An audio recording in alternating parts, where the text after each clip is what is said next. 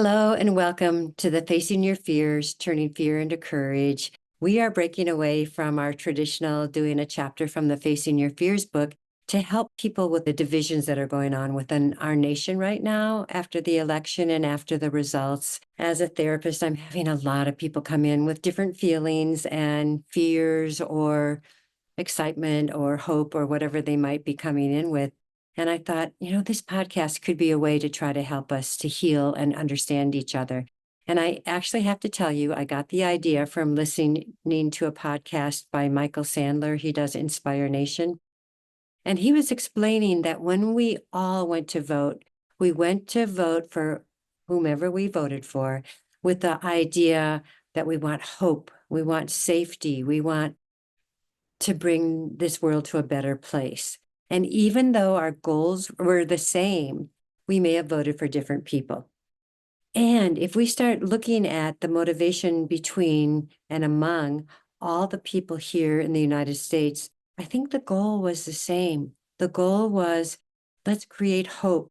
Let's create safety. Let's create a better world, a better country, a better planet. If we realize that, maybe we don't have to be so against each other. Maybe we can realize that the motivation behind each person was so intently good, no matter what the outcome. So I want to kind of breathe that in and imagine that most of us have people that in our lives that we're close to that have a different candidate that they voted for. And it's creating this dislike, distrust, division that is not going to help us heal as human beings. And if you could wrap your mind around how people approach safety and hope is very different.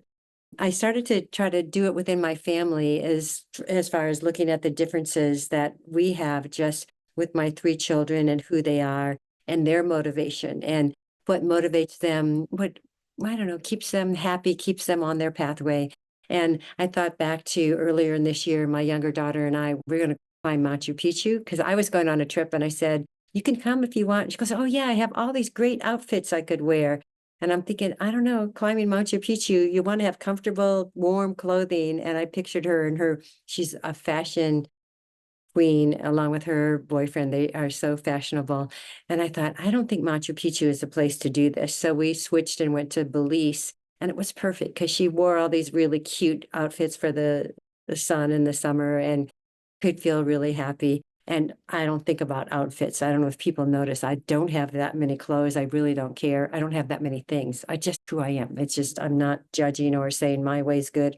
I love my daughter. I love that she's so gorgeous and does the fashionable stuff. And then I thought about my middle daughter, and my middle daughter has 2 little kids, and she is the best mother on the planet. And she does things so differently than I did. Everything in her house matches and everything. She has the newest stuff for everything. And the kids get the best toys and the best adventures and the best love and clothes and devices. And she's just amazing. And I thought back, like, how did she live with me? I didn't care about any of that stuff. I didn't care about furniture or if things matched. I imagine they had 1 pair of shoes they wore until they grew out of it and needed another pair, where her kids have sandals and rain boots and fashionable clothes and Nike shoes and all these really cool things. And I thought about, whoa, it had to be hard for her to have me as a mom. And now she gets to do things her way, and it's so beautiful to watch, and I admire her. And I must say, I feel a little guilty that I didn't pay attention to those things that matter to her so much. And then I look at my son.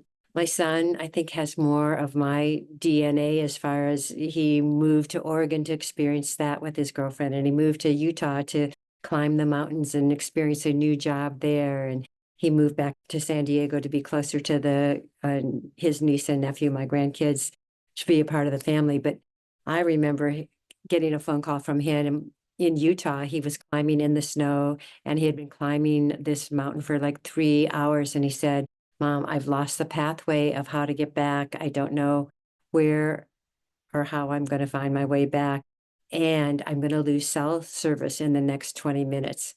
So being a mom, first impression was, wow, he's so much like me, and then the other part was, tell me where you are right now in case I have to call the forest rangers or whatever, so that I can locate you when the sun goes down or whatever.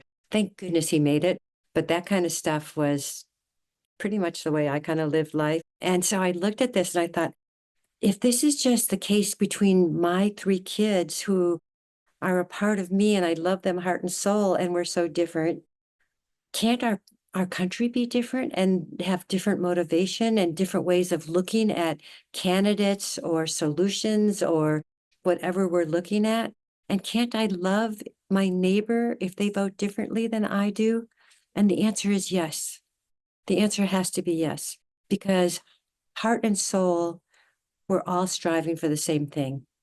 Are we picking different avenues? Yes. Do we pick different ways of doing things? Yes. Can we understand if we look at the motivation behind it? If we tried, we really could understand it, and we could be okay with it. And we could be okay with the fact that things are going to unfold the way they unfold. And what do we want to do? We want to keep working towards creating what we want to create. If we want to create peace, let's keep creating peace within our families, within our community, within ourselves. I mean, a lot of us had emotions come up that we have to look at and go, okay, interesting. I have these emotions. If I want to create hope, I stay hopeful. If I want to create safety, I feel the safety that I have created within myself. And so I wanted to do this podcast to reach out to all of you to say, courage is something that comes from the heart. Courage is something that says things look tough. There may be division in our country, but courage helps us reach out with a hand out to the next person, say, I'm here. I'm your sister, brother. We're in this together. We can do this together. And if we are able to do that strong enough, hard enough, I do believe things are going to fall into place for the benefit of all. We're in a big transition time on the planet, in our country, within our hearts, within our souls. And it's really a spiritual transformation. And I'm not, it can be religious or spiritual, however you want to look at it. But I'm telling you, it's all going to be okay. Believe me, it's all going to be okay. Thank you so much for listening today. This is handling the divisions within our country, within ourselves, within our communities. And I know we can do this. Facing our fears, following our dreams, turning fear into courage.